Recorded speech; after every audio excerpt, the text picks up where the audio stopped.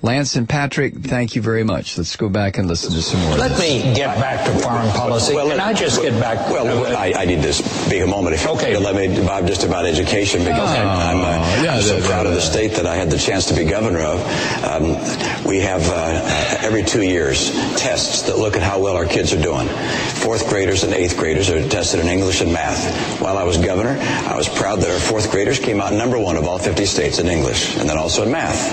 And our 8th graders #1 in English, and also in math. First time one state had been #1 in all 4 measures. How do we do that?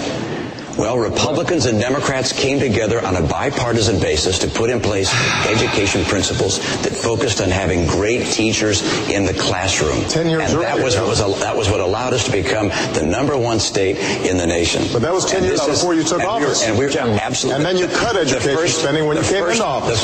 And we kept our schools #1 in the nation. They're still #1 today. All right. And the principles that we put in place, we also gave kids not just a graduation exam that determined whether they were up to the skills needed to be able to compete, but also if they graduated the top quarter of their class, they got a 4-year tuition-free ride at any Massachusetts public institution of higher learning. That happened before you came into office. That was actually mine, Mr. President. You got that fact wrong. I want to try to shift it because we have heard some of this in the other debates. Governor, you say you want a bigger military. You want a bigger Navy. You don't want to cut defense spending. What I want to ask you, we're talking about financial problems in this country. Where are you going to get the money? Well, let's come back and talk about the military, but all the way through. First of all, I'm going through from the very beginning. We're going to cut about 5% of the discretionary budget, excluding military. That's #1. All right. And that's where? You know, the good news is out. I'll be happy to have you take a look. Come on our website. You'll look at how we get to a balanced budget. No. 8 to 10 years. We do it by reducing spending on a series of programs. By the way, #1 I get rid of is Obamacare. There are a number of things that sound good, but frankly, we just can't afford them.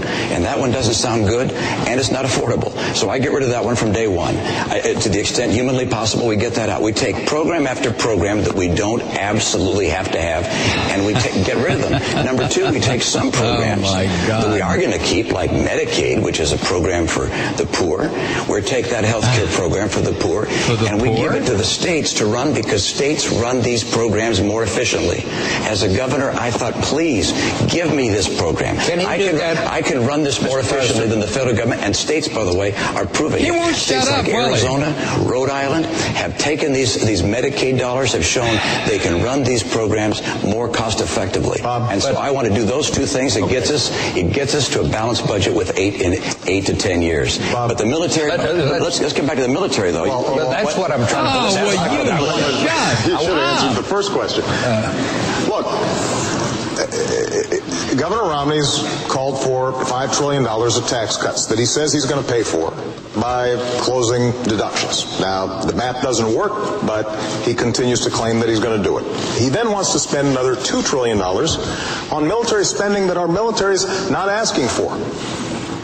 Now, keep in mind that our military spending has gone up every single year that I've been in office.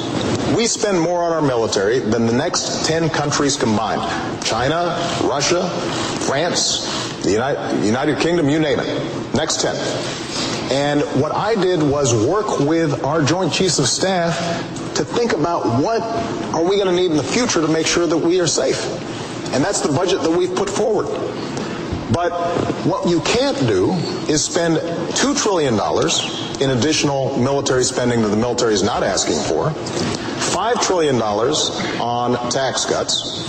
You say that you're going to pay for it by closing loopholes and deductions without naming what those loopholes and deductions are. It's at his website. And then somehow you're also going to deal with the deficit that we've already got. The math simply doesn't work.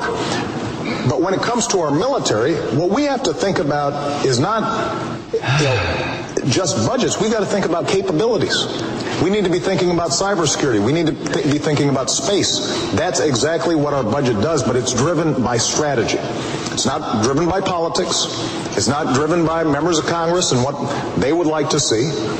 It's driven by what are we going to need to keep the American people safe. That's exactly what our budget does.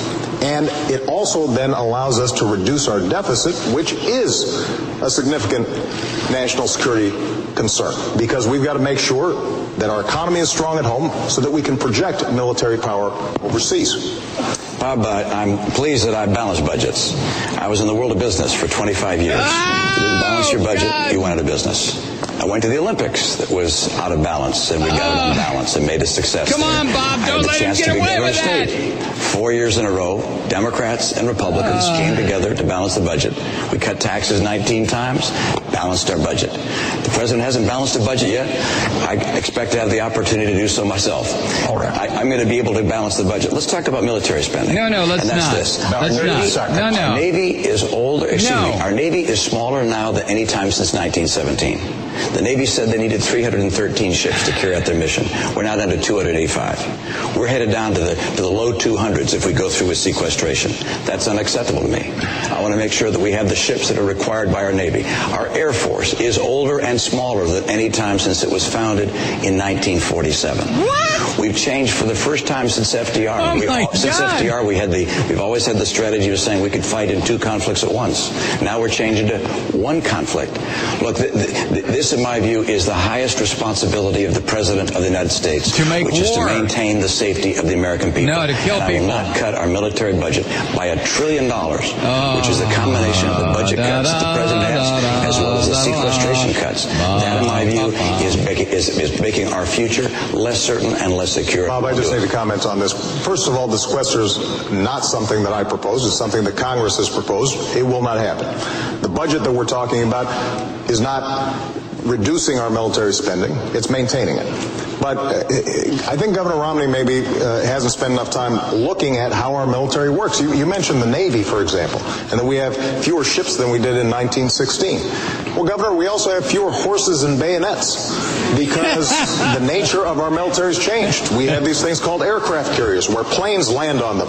We have these ships that go underwater, nuclear submarines. Get him! And so the question is not a game of battleship where we're counting ships. It's what are our capabilities.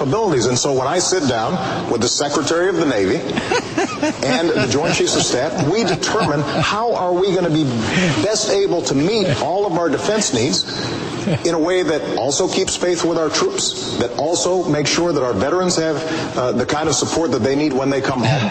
And that is not reflected in the kind of budget that you're putting forward because it just doesn't work. All right. And, we visited the website quite a bit, and it still doesn't work.